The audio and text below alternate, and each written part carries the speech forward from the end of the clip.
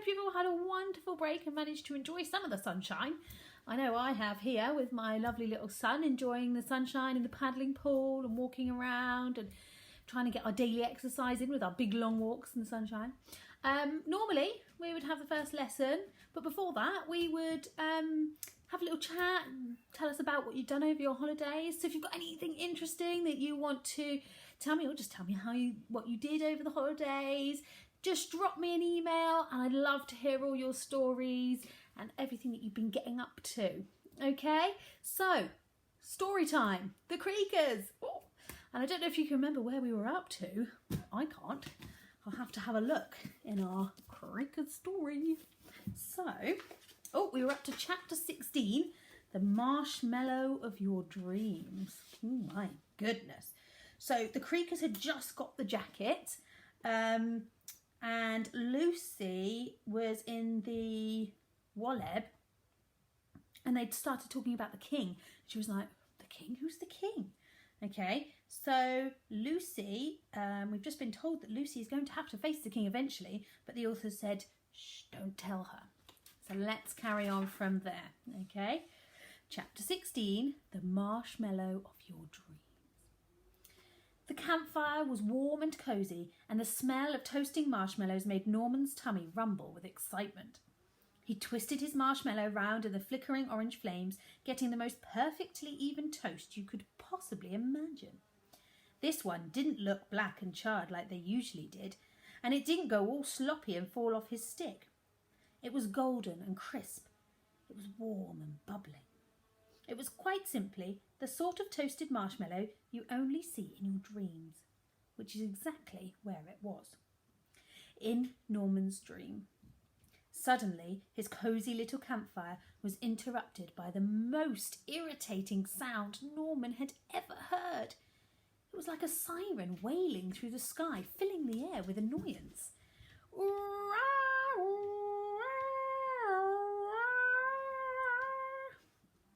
What on earth is that sound? Norman cried, dropping his marshmallow into the flames to cover his ears as the sound got louder. Norman!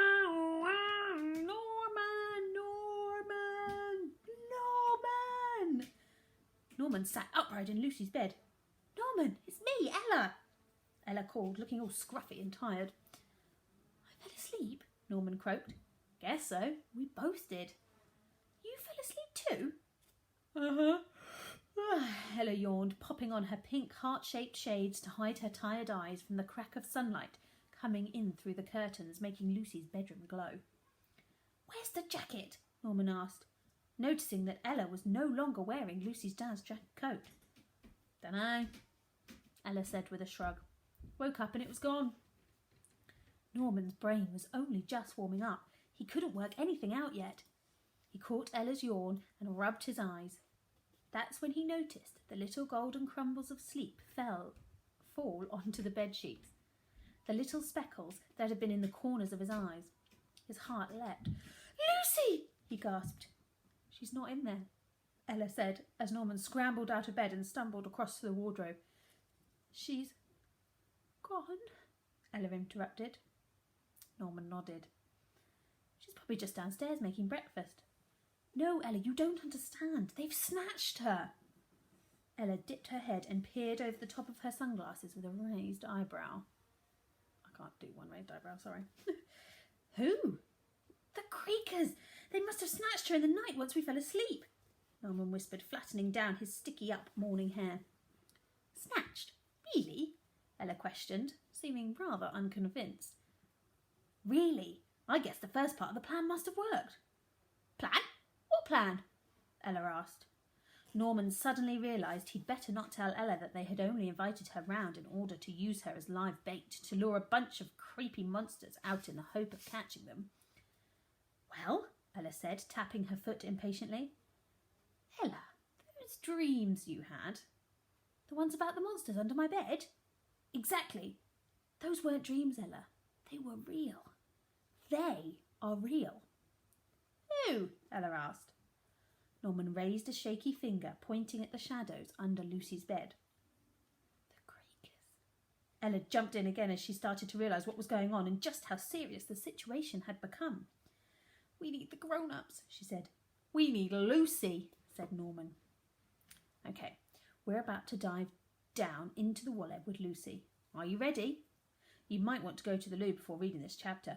I'd hate you to have a little accident. No? Okay, don't say I didn't warn you. By reading on, you agree that the author accepts no responsibility for any toilet-related mishaps you may have as a result of being scared by the following chapters. Chapter 17.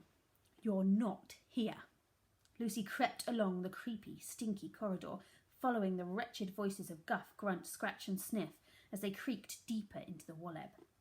She stepped over the little wooden signs, reading the names of all her Whiffington neighbours, and her tummy gave a little flutter as she thought of all the children above, waking up to another grown-upless day, not knowing anything about this place, not realising what was at stake. Of course, Lucy knew exactly what was at stake, and you know too. If Lucy couldn't find the grown-ups, if she got lost down here, she might never find her way out, and the children of Whiffington would never see their families again. Suddenly, a second corridor appeared in front of her, one she wasn't sure hadn't been there a moment ago. She scratched her head as she stared at the fork in the road and the choice she now had to make. Should she go left or right, or should she take the third tunnel? The third tunnel? Where did that come? Lucy thought. That definitely wasn't there a moment ago. She glanced back the way she had come and stared in disbelief. It was now a dead end. The Walleb was changing. It was moving, like it was alive. Lucy felt crushed. I'm never going to be able to find my way around here. This is impossible, she said, and slumped to the sticky floor in a huff. As those words came out of her mouth, they felt so strange. She'd never said anything was impossible before. She usually hated those words. Her mum's voice suddenly popped into her head. Impossible isn't real. It's just in your mind. Lucy's heart sank. It meant that down here, in this backwards place, impossible was very real. Impossible. Mind. Lucy's head went fuzzy, and then her thoughts suddenly became crystal clear, as though her mind was an old TV and someone had just tuned it properly. Wait a second. If the thing I'm trying to do, rescue all the grown-ups from the nasty monsters, is impossible, then down in the Walleb, where everything is what it isn't, it is totally possible, she cried. It's the one place in the world where I can do this. Lucy jumped back to her feet. She'd had an idea. I know exactly where I'm going, she announced as loudly as she could, her voice echoing down the multiple tunnels and hallways that had appeared around her. I don't need a map. The last thing I would ever want is a precise, detailed map of the entire Walleb. If anything, a map would just slow me down. Lucy waited hopefully. There was a deep silence. She peered down each of the twisted routes ahead of her as they wound deeper into this weird world. Then, all of a sudden, something caught her eye. Something stuck to the wall of one of the tunnels. She ran over to it, her heart skipping in her chest. It was a giant map spread out on the wall, like the ones you see in shopping centres. Lucy grinned. Her plan had worked. She had tricked the Walleb. Oh no, not a map, she said out loud. This isn't helpful at all. Lucy took a step closer to get a better look at the map. She thought her swimming goggles might be playing tricks on her, so she lifted them up to check. But nope. The map was unlike any Lucy had ever seen before. It looked like this. Oh, can you see that? Oh. There you go, the map of the Walleb.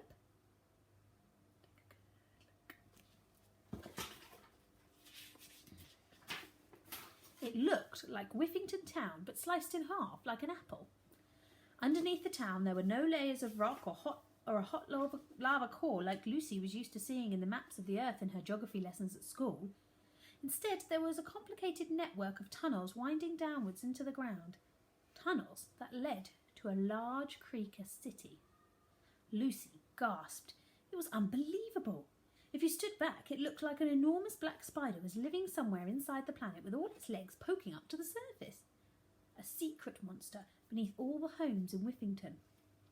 She leant in to take an even closer look, and the spider suddenly moved. Ah! Lucy cried. The web was alive. As the spider on the map stretched and shifted one of its knobbly legs, Lucy heard a great creak from the tunnel ahead of her and saw the entire thing bend and stretch before settling down, now leading to a new location. No wonder all these tunnels appeared out of nowhere. This whole world was moving, changing.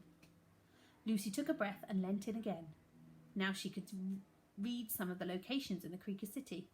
There was a public swimming pool filled with live rats and cockroaches, a restaurant serving leftover Brussels sprouts from Christmases past. The most expensive sprout on the menu was one found in one of the bins at Buckingham Palace in 1953, which had been severely undercooked and partially chewed, possibly by royalty, possibly not.